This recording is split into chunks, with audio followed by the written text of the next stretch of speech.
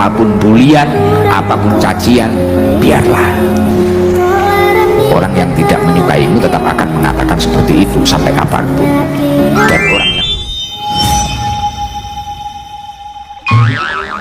Assalamualaikum warahmatullahi wabarakatuh. Selamat datang di my channel. Kembali lagi bersama saya Dwijaya.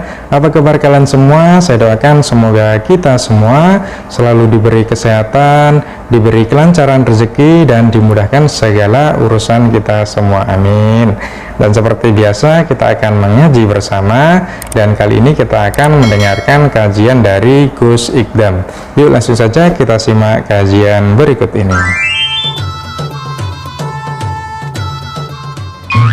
sebaik-baiknya pendosa at-tawwabun, yakni adalah orang-orang yang bertobat kepada Allah Subhanahu wa Ta'ala. Artinya kesalahan kita di masa lalu mbuh kuwi apa ae dhewe tau pola apa ae, bukan berarti terus kemudian masa depan kita itu gelap, bukan berarti seperti itu.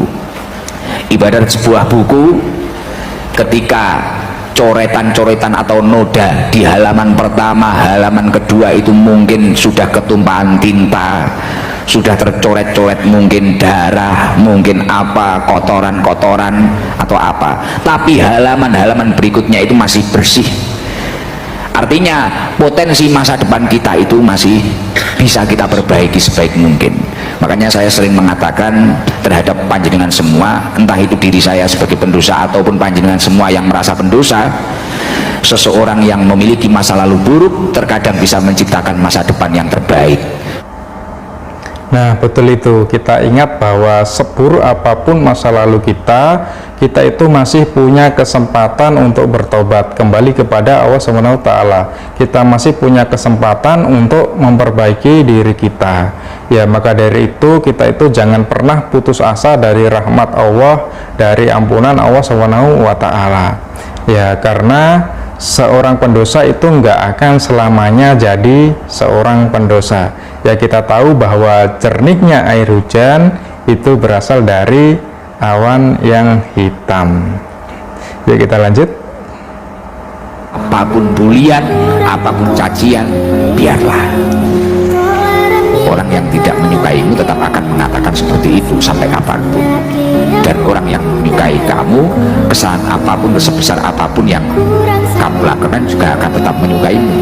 Yang paling penting ini dilakoni taharrukul sabri, melangkahlah dengan penuh kesabaran.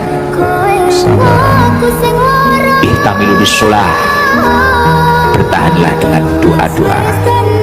Taqawu bil iman, sampean butuh kuat dengan yakin, mantep.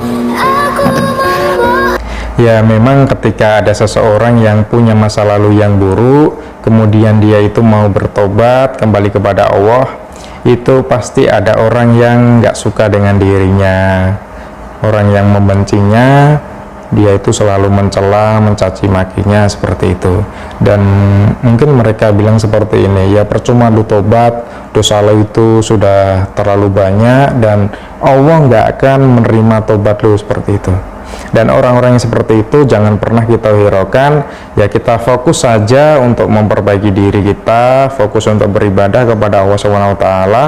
Dan kalau perlu ya kita tunjukkan kepada mereka bahwa kita itu mampu, kita itu bisa untuk menjadi pribadi yang lebih baik lagi, dan insya Allah bisa bermanfaat untuk banyak orang. Yuk kita lanjut.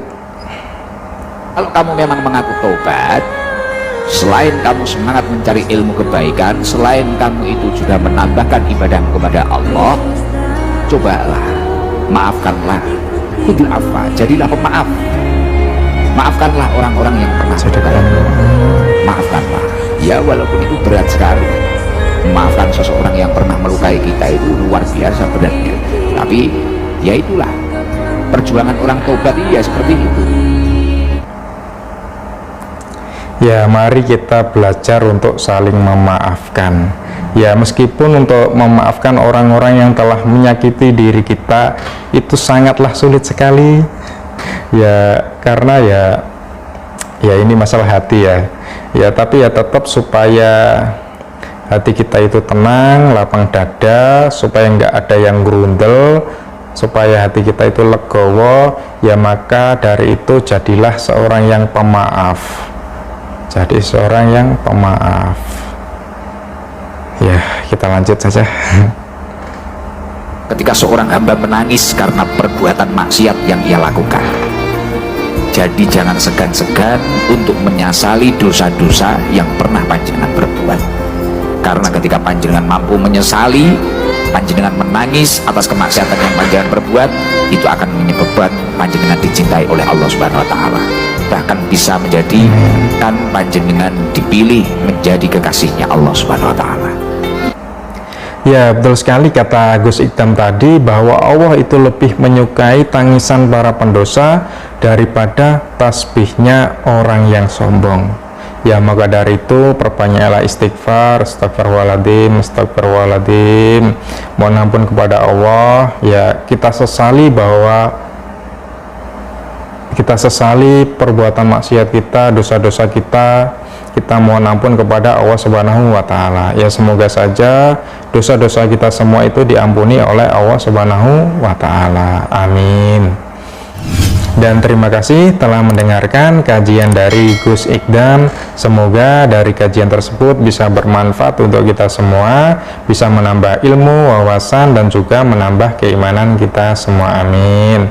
Dan terima kasih telah menemani saya untuk ngaji bareng. Apabila ada kata-kata saya yang salah, mungkin kata-kata saya yang nggak berkenan di hati teman-teman semuanya, atau kata-kata saya yang sulit diterima, dipahami, ya saya mohon maaf yang sebesar-besarnya. Dan sekian, saya akhiri. Wassalamualaikum warahmatullahi wabarakatuh.